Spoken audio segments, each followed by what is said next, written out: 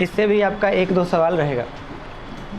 तो कहने का मतलब आपको मालूम होना चाहिए कि द्विघात समीकरण x² + bx + c = 0। अब इसमें जो चीज़ आप छोड़ के आए हैं वही चीज़ पढ़िएगा। 10वां में आप जो भी पढ़े हैं मोटा मोटा जो भी पढ़े हो, अब अभी डिटेल पढ़ोगे, ठीक है, ध्यान से सुनोगे। इसमें कंडीशन ये है कि a का मान 0 नहीं होना चाहिए। पहला बात ये, क्योंकि अगर a का मान 0 गया, तुम इतना पढ़े होगे, हाई बगल वाला चीज़ नहीं देखा होगा, तो ये चीज़ द्विघात समीकरण है, लेकिन a का मान 0 इसलिए नहीं होना चाहिए कि सोचो अगर 0 हो जाएगा तो क्या होगा। a का मान अगर 0 हो गया तो 0 जो है x² को ले डूबेगा, और x² को ले डूबेगा तो बचेगा bx + c, और x का घात बच जाएगा 1 और बन जाएगा ये रैखिक बहुपद। समझ में आया? तो द्विघात समीकरण के लिए नेसेसरी है कि x² का गुणांक a का मान 0 नहीं हो, ठीक है। अब हमें मकसद है x के वैल्यू को पता करना। तो x के वैल्यू को पता करना है तो क्या मैं ऊपर माने दोनों तरफ a से भाग दे सकता हूँ, मतलब यहाँ x² + b/ax + c/a = 0 लिख सकता हूँ। देखिए a से भाग हुआ तो x², b/a, c/a, लघुत्तम लीजिए फिर वही आ जाएगा। मतलब दोनों तरफ कितना से भाग हो गया, a से भाग हो गया। मैं इसको a² + 2 a के जगह पर x लिख दिया, अब b के जगह पर ऐसा कुछ लिखूं कि b/ax आ जाए, ठीक है। तो b लिख दिया और नीचे लिख दिया 2a। अब देखिए 2 से 2 कट जाएगा, x आ जाएगा और क्या आ जाएगा b/a। a² + 2a b पर बैठ रहा है और प्लस में यहाँ पर b² चाहिए, तो b के जगह पे क्या वैल्यू आया b/2a, इसका होल स्क्वायर ये लिख सकते हैं। यहाँ पर पहले से क्या है c/a। मैं इसको ख़त्म करने के लिए क्या मैं बराबर में फिर से यही चीज़ यहाँ लिख सकता हूँ, लिख सकता हूँ कि नहीं, क्योंकि ये चीज़ ख़त्म हो जाएगा एक दूसरे से, तो बराबर में उधर हम लिख सकते हैं कि नहीं। बोलो क्लियर हुआ? अब इस बेसिस पर अब बताओ x प्लस अब b के जगह पर क्या मिलेगा b/2a का होल स्क्वायर होगा, और ये इतना पद। अब आप देख सकते हैं कि c/a उधर जाएगा तो क्या होगा माइनस, तो ये b²/4a² और c/a उधर जाएगा तो -c/a होगा। अच्छा, तो x + b/2a और स्क्वायर उधर जाएगा तो रूट होगा ही होगा। अच्छा, तो पूरा रूट ओवर और 4a² और a का एलसीएम आप लीजिएगा तो क्या होगा 4a² ही होगा। 4a² कट गया तो क्या आएगा b² माइनस a से a कट गया तब 4ac आया। बुझा रहा है कि नहीं? अच्छा, इसका स्क्वायर रूट निकलेगा तो प्लस माइनस आएगा और यहाँ पे रूट अंडर आ जाएगा b² माइनस 4ac, और 4a² को 2a बोलते हैं। ये b/2a उधर लेके चले आओ तो माइनस b/2a, और यहाँ पहले से है plus minus root under b² minus 4ac, ठीक है। इसको कहा जाता है, चाहे बाद में बात करेंगे इसको, 2a जो है मैच कर लेगा तो -b plus minus root under b² minus 4ac। ये x का वैल्यू हो गया, एक प्लस का एक माइनस का। इसमें जो root under b² minus 4ac आ रहा है इसको डिस्क्रिमिनेंट कहते हैं, इसको डिस्क्रिमिनेंट कहा जाता है ना। इसको डिस्क्रिमिनेंट यानी कि विवेचक बोलते हैं और सूचित किया जाता है d से, ठीक है। तो फाइनली अगर मैं ये कहूँ कि x के कितने मान आए 2, घात 2 है तो वैल्यू भी कितना आएगा 2 आएगा। एक वैल्यू आपका x बराबर होगा -b प्लस रूट d/2a, मतलब यहाँ d लिख सकते हैं, और एक x का मान जो आएगा वो -b माइनस रूट d और बाई क्या आएगा 2a। हाँ, क्योंकि इसको हमने क्या बोला, यहाँ पे ना रूट लिखा गया गलती से, केवल b² माइनस 4ac को क्या बोलते हैं डिस्क्रिमिनेंट, रूट दिया गया था, केवल रूट के अंदर वाले वैल्यू को क्या बोला जाता है d। क्लियर है? So finally x equal to इतना हुआ तो इसको बोलते हैं अल्फ़ा और इसको क्या बोलते हैं बीटा।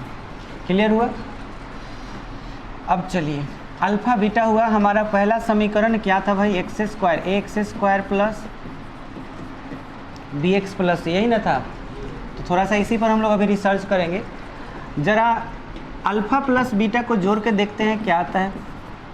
तो अल्फ़ा में आपका वैल्यू क्या है, minus B plus root D by two है। अब बीटा का वैल्यू क्या है, minus B minus root D by two है। अब सिंपल सी बात है, ये दोनों बराबर है तो रूट डी खत्म, माइनस बी क्या हो जाएगा, minus two B by two है, टू खत्म, तो क्या आएगा। सो अल्फ़ा प्लस बीटा मूलों का योग जो होता है, हाँ, अल्फ़ा और बीटा को हम क्या बोलते हैं, रूट्स, यानी क्या बोलते हैं, मूल। तो द्विघात समीकरण के कितने रूट्स होते हैं, 2, अल्फ़ा और बीटा, और इनके रूट्स का योग जो होता है वो कितना होता है, माइनस बी बाई ए होता है, ठीक है। अगर इनको गुना करते हैं अल्फ़ा इंटू बीटा, तो आप जानते हो कि क्या आता है, सी बाई ए, ये आएगा। अब आप थोड़ा सा इस बात को देखिए कि 1 by alpha plus 1 by beta कर दें, माने इनका रेसिप्रोकल व्युत्क्रम का योग अगर बात किया जाए तो एलसीएम क्या होगा, अल्फ़ा इंटू बीटा, और ऊपर आएगा अल्फ़ा प्लस बीटा। इसको माइनस बी बाई ए बोलते हैं, इसको सी बाई ए बोलते हैं। ए कटेगा तो क्या आएगा, तो इनके रेसिप्रोकल का योग क्या होता है, माइनस बी बाई सी होता है, ठीक है। हमारा जो समीकरण है वो है x square plus b x plus c बराबर 0, यही ना है। अब ध्यान दीजिए, अल्फ़ा प्लस बीटा बराबर क्या है, यहाँ पे बी है ना, मैं अगर इसको ऐसे लिख दूँ, एक्स स्क्वायर ए से भाग दे दूँ दोनों तरफ, कितना से भाग दे दिए, तो x square by, sorry A तो ख़त्म हो गया, plus B by A into x हो गया, प्लस सी बाई ए बराबर क्या हो गया, 0। सभी बच्चे अब ध्यानपूर्वक देखें, अल्फ़ा प्लस बीटा किसके बराबर है, अल्फ़ा प्लस बीटा बराबर माइनस बी बाई ए के बराबर है ना। मैं इस टर्म को कुछ इस तरह से लिख सकता हूँ, minus alpha plus beta equal to B by a, बोलो लिख सकता हूँ कि नहीं। देखो भाई, माइनस इधर आ जाएगा तो ऐसे हो जाएगा। अच्छा, सी बाई ए को तो अच्छी तरह से जानते हो, alpha into beta equal to क्या होता है, वो तो यहाँ मौजूद है। तो ज़रा इसको यहाँ से शिफ्ट करके हटाओ भाई। सो फाइनली रिजल्ट आपको क्या मिलेगा, एक्स स्क्वायर, ये यहाँ पे क्या लिखेंगे, minus alpha plus beta into x, आप प्लस में क्या हो जाएगा, अल्फ़ा इंटू बीटा बराबर 0।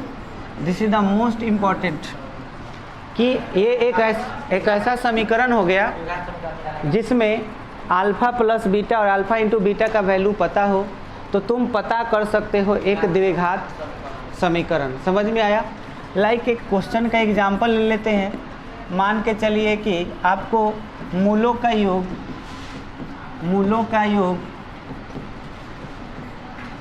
योग दे दिया है 5 और गुणनफल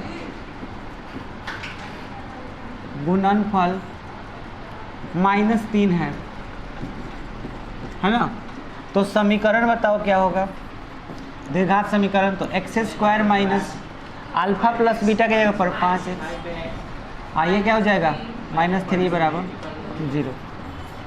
बात समझ में आया, इसमें किसी को कोई दिक्कत? अच्छा, बहुत अच्छा। अच्छा, अब इसी को थोड़ा सा और विस्तृत करते हैं। आपने देखा कि समीकरण तो x square minus alpha plus beta into x plus alpha into beta बराबर क्या होता है, 0। मैं इसको x से गुना कर दूं और माइनस से, तो माइनस अल्फ़ा एक्स होगा माइनस बीटा एक्स होगा, बोल सकते हैं, प्लस अल्फ़ा इंटू बीटा बराबर 0, ऐसे बोल सकते हैं। बताओ इसमें क्या कॉमन है, तो x माइनस क्या आएगा, अल्फ़ा। इसमें क्या कॉमन है, माइनस बीटा कॉमन है, तो x माइनस क्या आएगा, अल्फ़ा बराबर 0।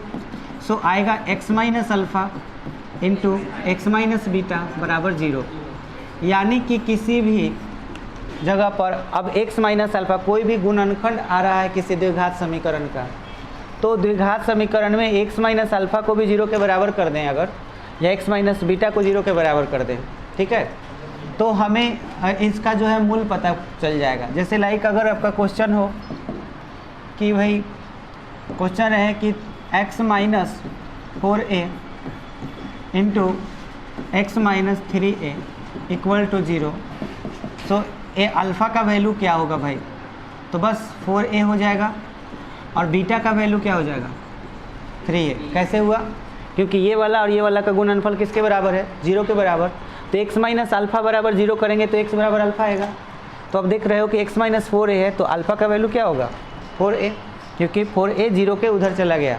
बोलो इतना बात बुझा रहा है? इसमें किसी को कोई दिक्कत? चलो अब इसके आगे समझते हैं थोड़ा। अब सुनोगे ज़रा, अगर मान के चलो कि आपको इसके प्रॉपर्टीज़ की बात की जाए तो मूलों की, है ना, मूलों के गुण प्रॉपर्टीज़ की बात की जाए तो ध्यान दीजिएगा, यदि ax square plus bx plus c के मूल, है ना, एक दूसरे के व्युत्क्रम यानी कि रेसिप्रोकल हो, तो अब कहने का मतलब है कि अल्फ़ा और बीटा एक दूसरे के, माने अल्फ़ा का मान अल्फ़ा हो लेकिन बीटा का मान किसके बराबर हो? 1/अल्फ़ा। मतलब रेसिप्रोकल का मतलब उल्टा होता है।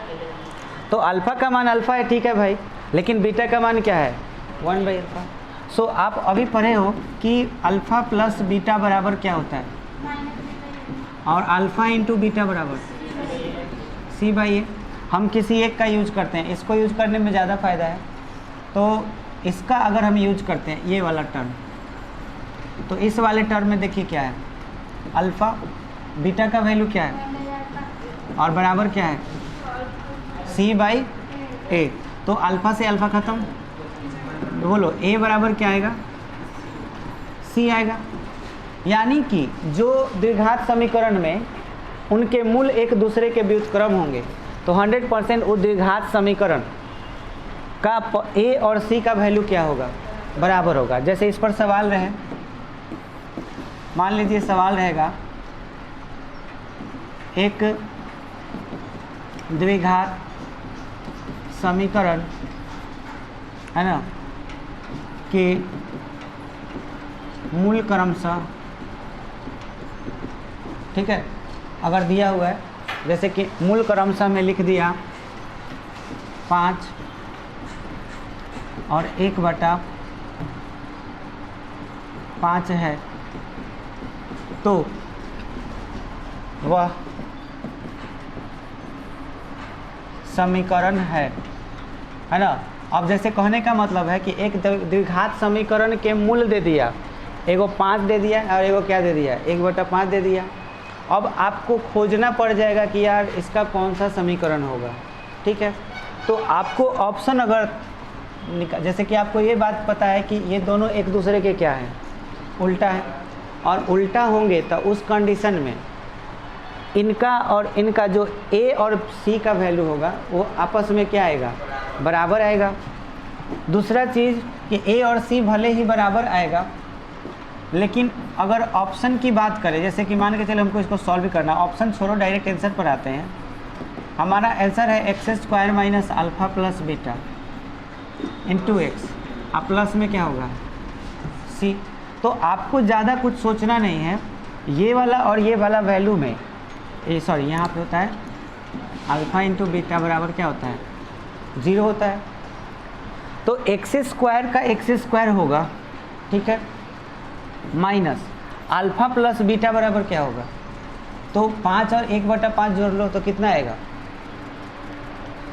5×25, अब 25 है, क्या हो गया? 26/5x, ठीक है। अब प्लस अल्फ़ा इंटू बीटा क्या हो जाएगा? 1 बराबर में क्या आएगा? 0। अब इसको आप क्रॉस गुना कीजिएगा तो क्या होगा? 5x स्क्वायर माइनस 26x अब प्लस 5 बराबर क्या हो जाएगा? 0। इतना आएगा।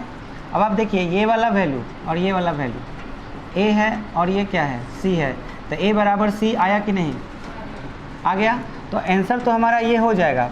लेकिन आपको मैं ये इसलिए बताया क्योंकि अगर ऑप्शन दे दिया सवाल में, जैसे ऑप्शन ए में लिख दिया 9x² - 2x + 5, बी में लिख दिया 5x² - 26x + 5, ठीक है, और सी में लिख दिया 7x² + 2x + 1, और ऑप्शन डी में लिख दिया 3x² - 3x + 5। तो आप आंसर कौन सा मारिएगा? तो आप ये इतना लंबा चौड़ा बनाइएगा क्या, कहाँ पे ध्यान रखिएगा? शुरू में और अंत में। जब ये दोनों बराबर है तो आंसर डी। बोलो क्लियर हुआ? इतना बात समझ में आया? एक ये प्रॉपर्टीज हुआ। दूसरा क्या? अब सुनो क्या चीज़?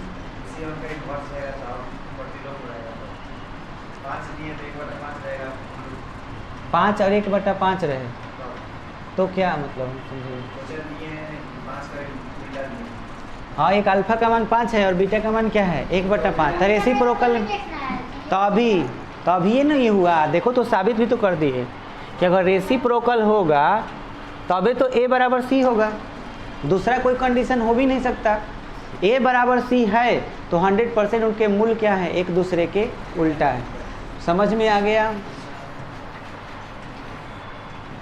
जैसे अब सवाल ऐसे भी हो सकता है कि यदि चाहे लिखेगा समीकरण 3x² - 9x + 3 = 0 के मूलों का गुणनफल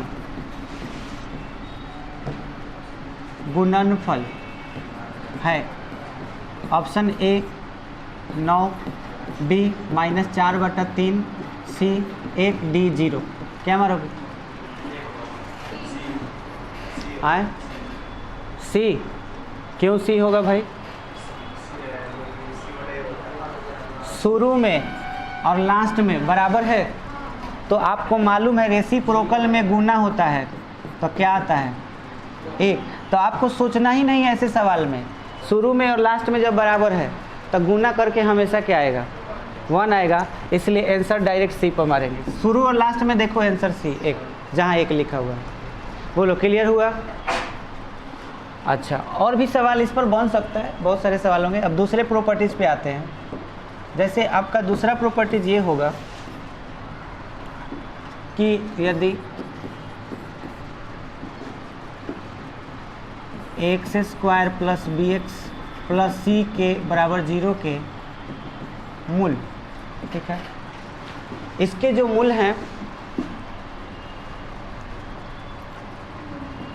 परिमाण में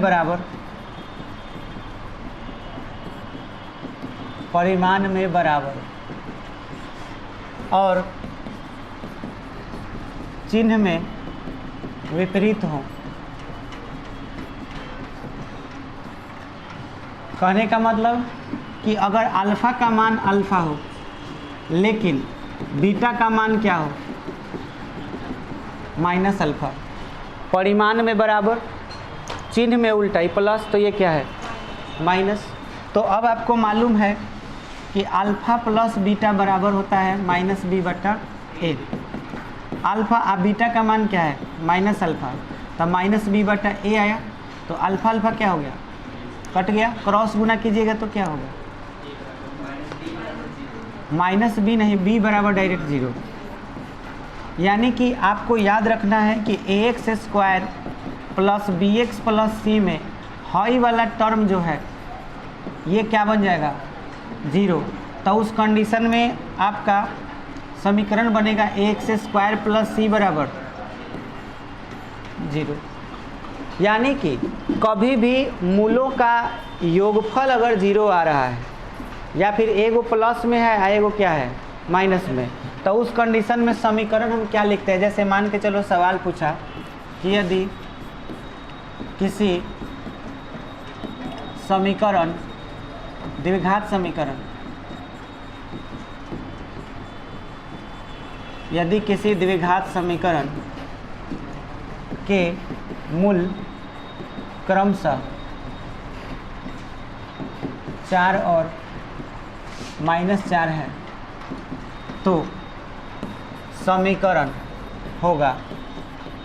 ठीक है, तो अब बताइए ऑप्शन ए में दे दिया x square minus 4x plus 1, B में दे दिया एक्स स्क्वायर प्लस 16 बराबर 0, सी में दे दिया एक्स स्क्वायर माइनस 16 बराबर 0, ऑप्शन डी में दे दिया नॉन ऑफ दिस। तो क्या आंसर होगा?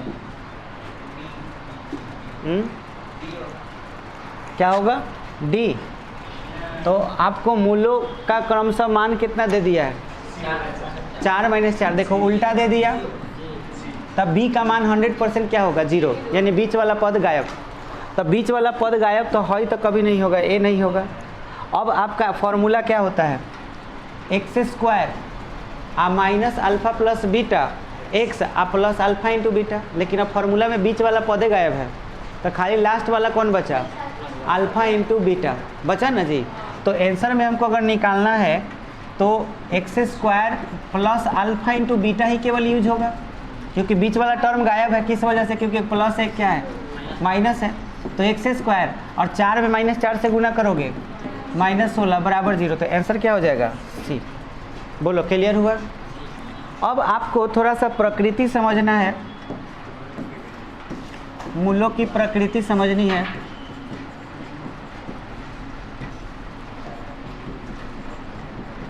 तो मूलों की देखिए प्रकृति क्या होती है। कहने का मतलब है कि जो x का मान होता है वो -b plus minus √b² minus 4ac/2 होता है, 2a होता है।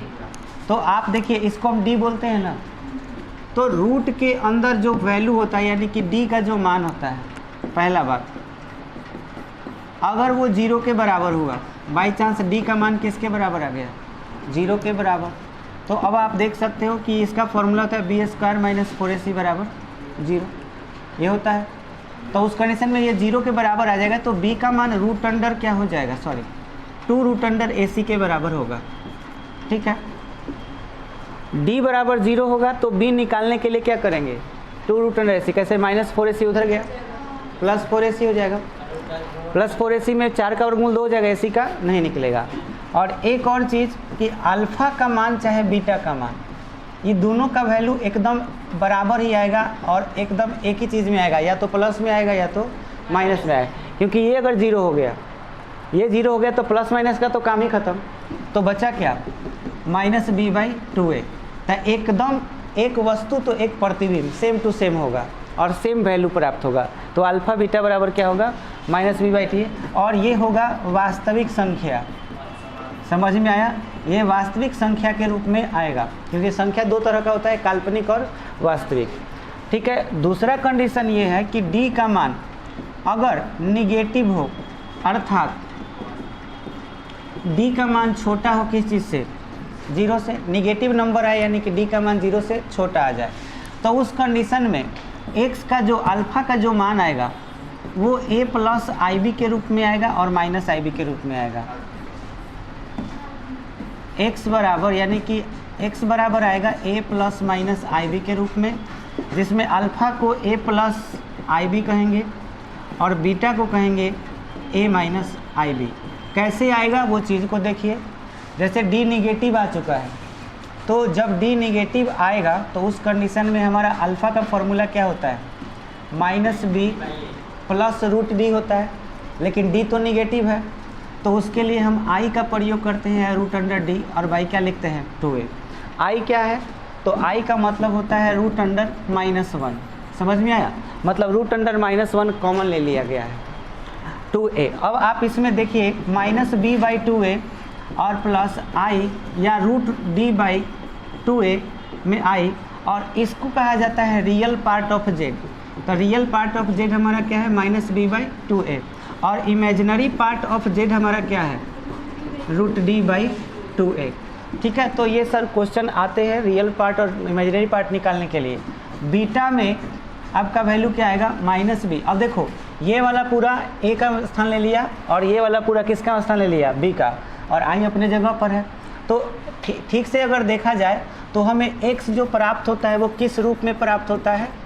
कॉम्प्लेक्स नंबर के रूप में प्राप्त होता है। ठीक है, कॉम्प्लेक्स नंबर यानी सम्मिश्र संख्या। तो ये आगे हम लोग और डिटेल में देखेंगे। हाँ, ये बीटा बराबर माइनस बी प्लस है तो क्या हो जाएगा minus i root D by 2a। तो इसका भाई रियल पार्ट बताओ क्या होगा, माइनस बी बाई 2a, और इमेजिनरी पार्ट बताओ minus root D by 2a होगा। ठीक है, ये इमेजिनरी पार्ट हो गया। यानी कि जब डी का मान छोटा होता है तो मूल जो होता है वो कौन सा नंबर होता है, कॉम्प्लेक्स नंबर, सम्मिश्र संख्या। कॉम्प्लेक्स नंबर को क्या बोलते हैं, सम्मिश्र संख्या। तो सम्मिश्र संख्या प्राप्त होता है। अगर आप एग्जाम में काल्पनिक संख्या मार के आइएगा तो गलत हो जाएगा। ठीक है, वो काल्पनिक और वास्तविक दोनों होता है। ठीक है, तो इसलिए सम्मिश्र संख्या मार के आएगा।